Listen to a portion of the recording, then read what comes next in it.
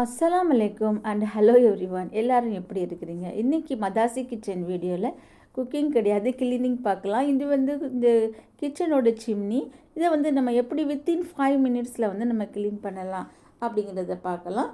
இது வந்து நான் வந்து இந்த முதல்ல இதை வந்து ரிமூவ் பண்ணிட்டேன்.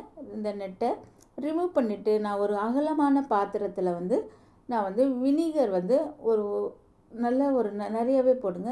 ஒயிட் வினிகர் தான் இருக்கணும். 2 டேபிள் ஸ்பூன் டேபிள் ஸ்பூன் போட்டுக்காங்க. அதே மாதிரி பேக்கிங் பவுடர், பேக்கிங் சோடா எதுனாலும் போட்டுக்கலாம். நல்லா ஈஸியாக ரிமூவ் ஆகிடும். அதுவும் ஒரு 2 டேபிள் ஸ்பூன். அப்புறம் சர்ஃபு கண்டிப்பாக போடணும்.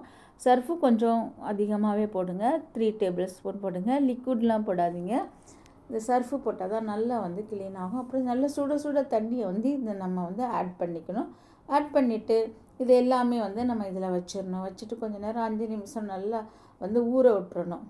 ஊற விட்டுட்டு அப்புறமா வந்து நம்ம இதை நல்லா வந்து ஒரு டூத் ப்ரஷ்ஷை வச்சு நம்ம தேய்ச்சி விடும்போது சூப்பராக வந்து நம்மளுக்கு எல்லா க்ரீஸும் ரிமூவ் ஆகிடும்.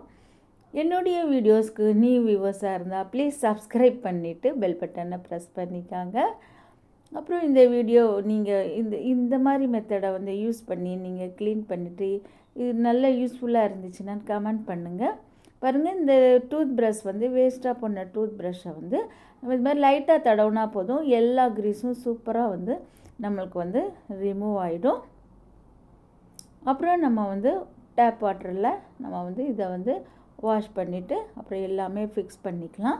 அப்புறம் இந்த மேலே உள்ள அந்த சிம்னியில் மேலே உள்ள போர்ஷனும் இது மாதிரி க்ரீஸ் படிஞ்சிருக்கும் இல்லைங்களா, அதையும் நம்ம வந்து இந்த பேஸ்ட்டே வந்து நம்ம எல்லா பக்கமும் தடவி விட்டுட்டு அப்புறமா கொஞ்சம் ஒரு 10 நிமிஷம் விட்டுட்டு 10 நிமிஷம் கூட வேண்டாம், 5 நிமிஷத்தில் வந்து நம்ம அப்புறமா ஒரு துணி வச்சு நல்லா வந்து எல்லாம் தொடச்சி விடும்போது அந்த இடமும் நல்லா க்ளீன் ஆகிடும். நம்ம வந்து கிச்சன் வந்து ரொம்ப வந்து இப்போ பளிச்சுன்னு ஆகிடும். ஏன்னா சிம்னியில் வந்து இது மாதிரி க்ரீஸ் படிஞ்சிருக்கும் போது பார்க்கவே நல்லா இருக்காது, அசிங்கமாக இருக்கும். அதனால் நீங்கள் இதை மாதிரி பண்ணுங்கள். ரொம்ப ரொம்ப ஈஸி மெத்தட். நம்ம கிச்சனும் நல்லாயிருக்கும் லுக்கு.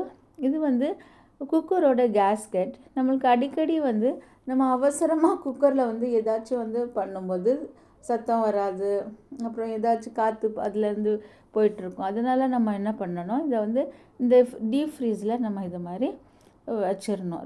நார்மலில் வைக்கக்கூடாது, இந்த டீப் ஃப்ராஸ்டில் வச்சுட்டு ஒரு 5 நிமிஷம் போதும். அப்புறமா எடுத்து நீங்கள் நார்மலாக குக்கரை யூஸ் பண்ணும்போது நல்லா சூப்பராக நம்மளுக்கு வந்து அதனுடைய விசில் சத்தம் நல்லா வரும். ஒன்றும் வந்து ரொம்ப நாள் நம்ம வந்து மாற்ற வேண்டிய அவசியமே இருக்காது. வீடியோ பிடிச்சிருந்தா ப்ளீஸ் லைக், ஷேர், சப்ஸ்கிரைப் பண்ணுங்கள். அஸ்ஸலாமு அலைக்கும்.